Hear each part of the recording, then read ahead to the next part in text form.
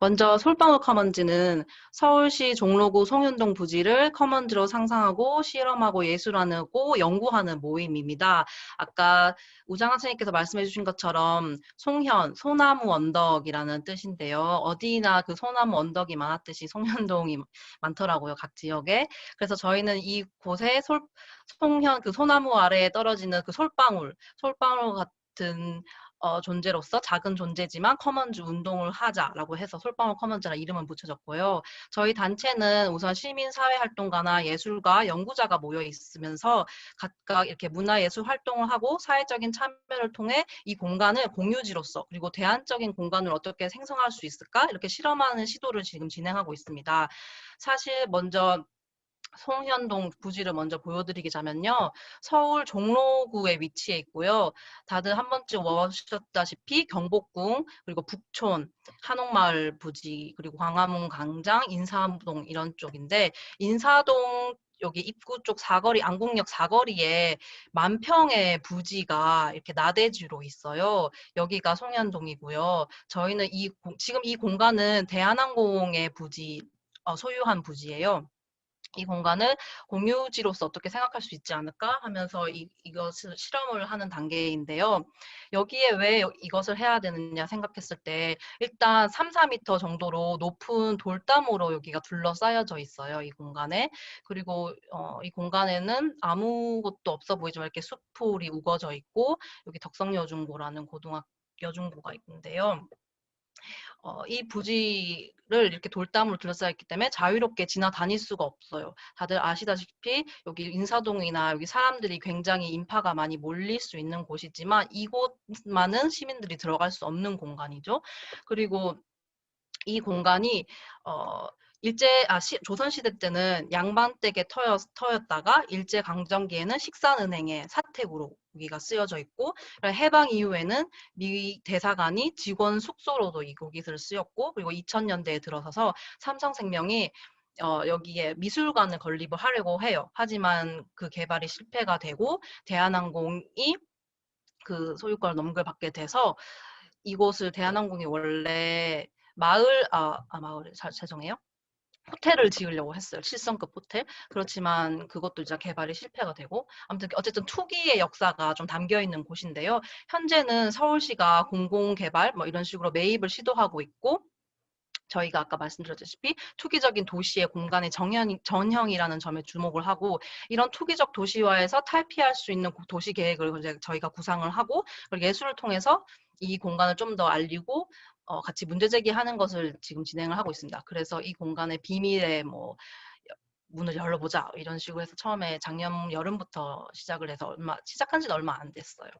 그래서 사실 저희가 처음에 여름에 어떻게 시작을 했냐면 친구들이랑 여기 공간을 지나다니면서 답사를 하고 돌담을 돌아보고 사진을 기록을 해가지고 온라인 커뮤니티에 올리면서 이제 시작을 했는데 사실은 저희가 갑자기 이렇게 퉁 하고 나타난 게 아니라 경의선 공유지라는 곳이 있어요. 그 공덕역 바로 앞에 예전 그 철도부지인데요. 이 철도부지가 현재 이랜드 소유예요. 하지만 여기가 지금 개발이 돼야 되는데 개발이 못 되고 있어서 이렇게 비어 있는 곳을 쫓겨난 분들이 점유를 하면서 이 공간에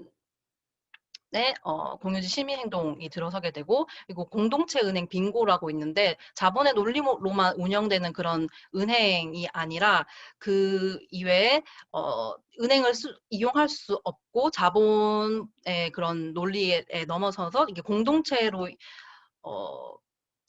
공동체 문화 뭐 이런 식으로 해서 하는 빙고 연대를 하고 그리고 커먼즈 네트워크와 연대를 하면서 이 도시개발과 자본의 논리에서 대항하는 단체들과 어떻게 하면 이런 우리의 공유지 커먼즈를 형성하고 새로운 거버넌스 체계를 구축할 수 있을지 이런 가능성을 탐색하는 작업을 진행을 하고 있습니다.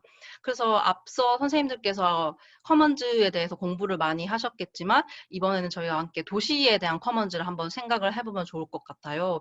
우선은 커먼즈는 공유지, 공동자원, 공통계 등으로 번역이 되는데 여기서 이것을 좀 더 능동적이고 집단적인 활동으로 인해 소비만 되는 것이 아니라 생산하고 유지되고 번영하는 그러한 공간, 저희는 좀 공간을 주로 다루고 있지만 공간이 될 수가 있고 사물이나 지식, 부라는 것이 될 수가 있는데요.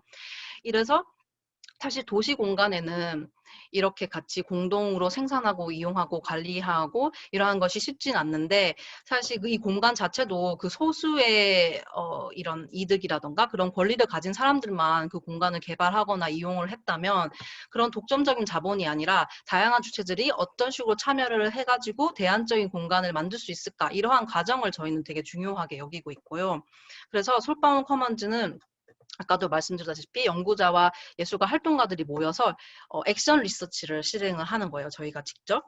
그럼으로써 이것을 저희가 연구와 예술 활동을 하면서 공동으로 생산해내는 자체, 이 자체를 저희는 커먼즈라고 봤고 그래서 저희가 사실 커먼즈가 저희도 단어가 좀 어렵고 이제 막 공부를 이론을 시작하다 보니까 그래서 우리는 이걸 뭐라고 이야기할 수 있을까 해서 솔방울하다라는 단어를 만들었어요. 저희가 솔방울하다 라는 단어를 만들면서 커먼즈적 개념 그리고 우리가 생각하는 커먼즈를 이야기를 했는데 먼저 첫 번째 공동이 만들어낸 것의 가치를 역사적으로 추적하는 행위이다. 두 번째 공동이 만들어낸 것을 특정한 이들이 독점하지 않도록 부대끼는 행위이다. 세 번째 공동이 만들어낸 것을 공유하기 위해 치대는 행위이다. 네 번째 공동이 위아래 없이 무언가를 만들어내는 행위이다. 이러한 것으로 해서 솔방울 하다인데요. 사실 저희가 작년에 위키피디아에 올렸다가 삭제가 되는 뭐 그런 사건들이 있었습니다. 그래서 저희는 커먼즈를 솔방울 하다라고 좀 더 쉽게 저희들만의 언어로 부르고 있습니다. 먼저 첫 번째 정의에 따라서 공동이 만들어낸 것의 가치를 역사적으로 추적하는 행위를 했는데요. 아까 말씀드렸다시피 송현, 소나무가 울창하여 솔제라고 하였다라는 것이 송현이고요. 이거는 옛날 지도인데요. 여기가 지금 경복궁이고요. 경복궁 안에 예전에 그 조선 식전 총독부가 있었죠. 지금은 총독부가 없어졌고 그 바로 옆에 이 송현동이 있습니다. 네, 지금은 여기 총독부 없어지고 여기 송현동 여기 부지인데요. 재밌게도 이 공간이 조선 후기 세도가이자 친일파로 알려진 윤태경 형제가 이 공간을 대부분 가지고 있었어요. 여기 보시다시피 윤태경 이렇게 있는데 박영정이라는 씨는 분은 윤태경 씨의 큰 형수를 이름을 빌려서 이 넓은 대지를 소유했다고 해요. 보시다시피 그래서 이 공간 자체도 역사적으로도 의미가 있는 곳이고요. 사실 이 윤태경 씨는 어떤 분이시냐면은 그 고종의 아들 순종의 왕비 첫 번째 왕비가 숭명효황후이신데요. 이분이 좀 일찍 세상을 뜨시고 나서 이분의 두 번째 왕비 그러니까 윤태경의 딸을 이 왕비로 채택하기 위해서 돈을 되게 많이 쓰고 뭐 그렇게 했다고 해요. 그래서 일단 그 원래 여흥민 씨가 첫 번째 왕비지만 두 번째 그 해평윤 씨 가문이 이 송현동 부지를 대부분 차지하고 있었다. 그래서 근데 이 윤태경에 되게 기고한 역사가 있는데 옛날 그 신문을 보시다시피 방탕한 생활로 인해 생활고를 시달렸고 그리고 생활고에 시달려가지고 그 땅을 왜 생활고에 시달렸냐면 딸을 왕비를 시키고자 돈을 되게 많이 썼다고 해요. 그래서 식산은행에 송현동 땅을 팔았고 그래서 여기 이제 오타났는데 식산은행은 이 부지를 사택으로 쓰게 되는 그러한 기구한 역사가 있는 땅입니다. 나중에 이 자료를 잔잔히 들여다보시면 되게 재밌어요. 그래서 식사은행 사택은 이제 광복 이후에 미군이 사용하였고 48년 8월 15일 대한민국 정부 출범 이후에도 미국이 사용하게 됩니다. 최초의 한미 간 재정 및 재산 관한 최초 협정 뭐 이런 것에 의해서 여기 이렇게 이쪽에 사택 미군 대사관의 사택으로 이용을 되었고요. 여기 이쪽 공간입니다. 그래서 이 공간에는 이런 식으로 역사적인 뭐 기구한 역사나 가치가 있지만 또한 현대에서 쟁투 과정이 또 이루어져요. 그래서 저희는 두 번째로 공동이 만들어낸 것을 특정한 이들이 독점하지 않도록 부대끼는 행위를 또 추적하게 됩니다. 보시면은 97년에 삼성생명이 이 공간을 매입을 해요. 그러다가 개발을 실패를 하고 한진그룹, 그 대한항공에 땅을 매각을 하게 되는데요. 대한항공의 개발 계획도 학교보건법 등의 이유로 그러니까 대한항공이 여기에 7성급 호텔 짓고자 했는데 주변에 학교 덕성여중고도 있고 여러 학교가 있어서 학교보건법 등의 이유로 제한을 받게 됩니다. 그래서 개발도 못하게 되고 형은동은 담장을 둘러싸여 접근할 수 없는 땅으로 그대로 남아져 있죠. 사실 저희가 갑자기 이 공간을 이런 식으로 공유지로 생각했던 건 아니고 이전부터 경실련이라던가 도시연대, 문화연대 등에서 송현동 호텔 건립 반대 시민 모임부터 시작이 되었더라고요. 그래서 저희는 이 공간 자체가 제도, 사람과 조직 이러한 그들이 동원한 물적 자원들의 연합들이 이미 사적 소유지 개발 계획의 부정의 방식으로 참여가 되고 있었다. 그러니까 이 공간이 사적 소유만의 만들어진 것이 아니라 개발 계획에 부정하는 방식으로 여러 사람들이 참여가 하고 있었다라는 것을 그래서 쟁투의 과정을 주목을 하였고요. 그리고 현재는 최근에 2020년 6월 4일에 이 공간을 문화공원, 송현 문화공원으로 용도를 지정하게 돼요. 일단 소유지는 대한항공임에도 시가 문화공원으로 지정을 하는 거죠. 그렇게 되면 문화공원을 지정하게 되면 아무도 이 공간을 사서 다시 개발을 할 수 없게 만드는 거죠. 네, 그러한 현재까지 그런 게 있고요. 그래서 저희는 사실 이 고민이 이 문화공원이 된다는 이야기가 나오자마자 바로 이렇게 뭐 통장협의회, 효행본부 협의회 이런 주민단체들이 발언을 많이 해요. 여기를 센트럴파크로 만들어주세요. 생태공원으로 만들어달라 하는 이런 염원이 담긴 게 되는데요. 현수막에 막 많이 내걸게 됐어요. 그래서 저희가 생각했을 때 누가 이 공간을 만들어낸 자격이 있을까? 누가 이 공간에 대해서 말을 할 수 있을까? 이것을 이제 고민하기 시작합니다. 왜냐하면 여기서 주민이라는 이름으로 이 공간을 센트럴파크로 만들어 달라 할 수 있는 권리가 있는 것처럼 보이는데 그렇다면 주민이 아닌 서울 시민의 어떠한 누군가는 이 공간을 다른 방식으로 공유지를 만드는 말을 하면 안 될까? 라는 것으로 네, 생각을 하고 있습니다. 그래서 저희 서울방울 커먼즈는 얼마 전에 이러한 경실련 등과 단체와 기자회견을 열었어요. 이 땅은 매입한 기업도 개발 경영이 불가능함을 인지하고 산 땅인데 이것을 처음에 삼성생명이 2,900억에 샀다면 이곳이 지금 현재 5천억 가까이 되는 그런 이익을 남길 수 있는 땅인데 그런 것을 국가가 기업 손실을 그런 식으로 보상을 해야 하는 것일까? 저희 지자체가 그런 기업 부동산 매입 실수까지 보상해야 줘야 되는지 의문을 제기한다 하면서 일단 이 당시에 기자회견을 하였고요. 그래서 저희는 이러한 송현동 투기적인 도시의 전형적인 모습을 나타낸 송현동을 통해서 도시를 새롭게 사유하기를 제시를 하고 있습니다. 그러니까 공동이 만들어낸 것을 공유하기 위해 치대는 행위를 하는 것이죠. 그래서 땅을 가지는 소유하는 행위라는 것을 다시 한번 생각해보자 하면서 이런 식으로 돌담의 전단지 퍼포먼스 같은 것도 했고 그리고 2008년에 2,900억이었던 것이 현 시세 5천억. 뭐 이곳을 자꾸 알짜배기 땅이라고 어떤 뭐 경제신문에서는 계속 이런 식으로 말을 하는데 가만히 놔뒀는데도 땅값이 오르고 그 오른 가치만큼 기업이 가져가는 게 이게 맞느냐. 이 가치가 그 기업이 모두 만들어낸 것이냐에 대한 의문을 제기하는 것입니다. 그래서 여기 송현동에 들어가는 인사동에서 이어지는 길목에 이런 식으로 전단지를 뿌리고 그리고 이것뿐만 아니라 저희가 연구자들도 있고 예술가도 있고 여러 분들이 많아서 일단 연구자들을 위주로 생태적 지혜, 신문이라던가 이런 곳에 글을 기고를 많이 하게 돼요. 먼저 제재 친구가 쓴 글에서는 도시의 땅을 딛고 사유하는 것, 그리고 커먼즈를 만들어가는 것, 이것이 어떤 의미인지에 대해서 이야기하는 것을 글을 썼는데요. 먼저 같이 조금만 읽어보면은 이곳을 통해서 우리는 도시에 존재하는 방식을 묻는다. 땅의 역사가 소수의 부를 축적하는 것으로 얼룩져 있다면 공동의 것으로 회복하기 위하여 우리는 무엇을 해야 하는가? 공동이라는 이름으로 땅을 돌려받을 때 소수가 행한 투기의 결과를 보상해 주는 것이 정당한 것일까? 이런 식으로 저희가 계속 물음을 제기를 하는 것이죠. 문제 제기를.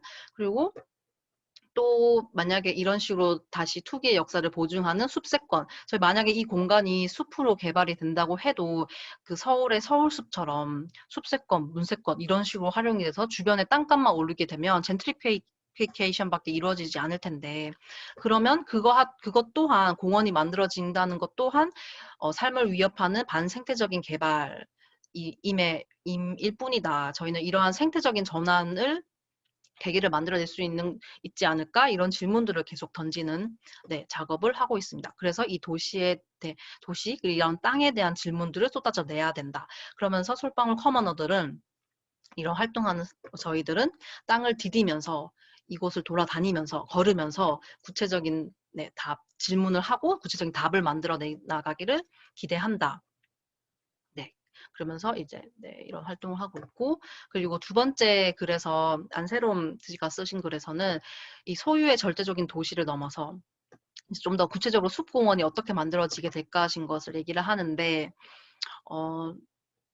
먼저 만약에 이 숲공원화에 대해 아까 뭐 주민단체들은 많은 지지를 보내고 있고 이렇게 하고 있지만, 공원 조성의 여부의 문제가 아니라 어떤 방식으로 이 공원이 조성되어야 하는가를 다시 돌이켜 봐야 되고, 그리고 소유권, 절대적인 소유권을 강화시키는 공원이 되어야 하는가, 혹은 소유 체계를 변동하는 그러한 공원이 될 수는 없을까라는 질문을 또 하게 됩니다. 그래서 저희가 현재 지금 하고 있는 작업들은 송년에 누구가 주민이 될 수 있을까, 이런 주민대기를 수행을 하는데요. 4번 공동이 위아래 없이 무언가를 만들어내는 행위를 하는 작업으로, 저희가 바로 다음 주에요. 다음 주 수요일부터 일요일까지 자치동 만들기를 프로젝트를 하는데요. 송년동의 한 곳 57번지 갤러리라는 곳에서 전시를 진행합니다. 많은 분들이 참여해 주시면 감사할 것 같습니다. 그래서 이 공간을 함께 돌아다녀 보고 함께 걷는 작업을 해요. 먼저 이곳을 한번 같이 보게 되면 혹시 이거 보이시나요?